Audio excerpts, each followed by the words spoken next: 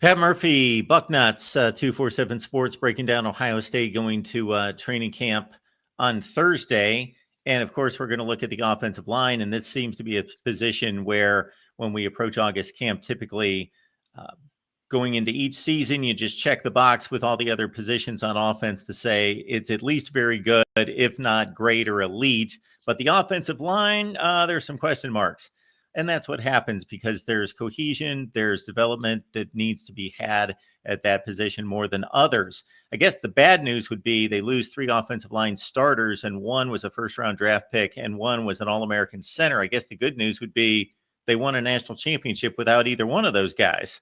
So they patchworked it last year and made it happen, and they went and got the Rice transfer, Ethan Onianwa. I've said that about 50 times this offseason, and then I just botched it. But exactly. So the offensive line outlook.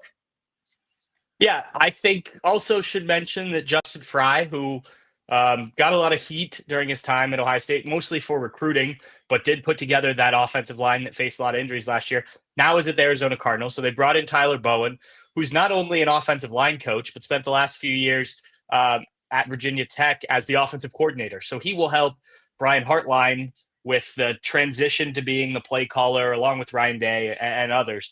But in terms of this group, I think it's probably the most settled it's been in a few years coming into camp. There aren't a ton of questions. You've got Ethan Onianwa, who started off spring as a second-team guy, but by the end was the first-team left tackle.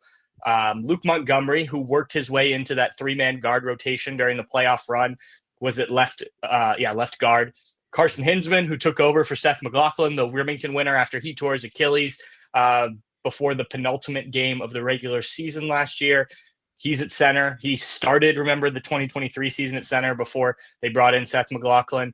Tegra Shabola, who was a consistent starter last year at right guard, is back at right guard. Then right tackle is kind of the only position that's maybe up in the air.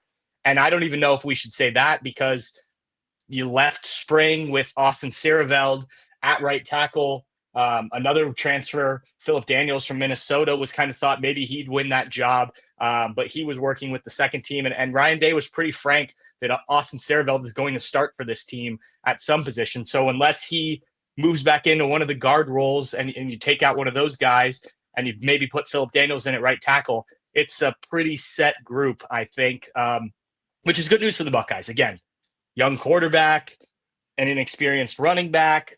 Helps to have an offensive line that's proven. Now, you do still need to build that chemistry.